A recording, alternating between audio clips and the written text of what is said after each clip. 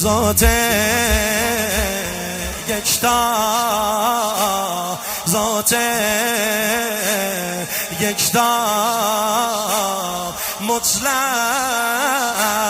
حیدر مولا، از حق مشتاق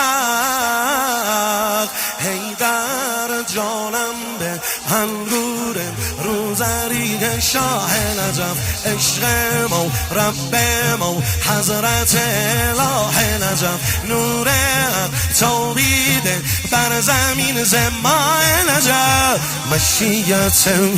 ازلی حضرت او سینه قبله من ابروی او، مشیت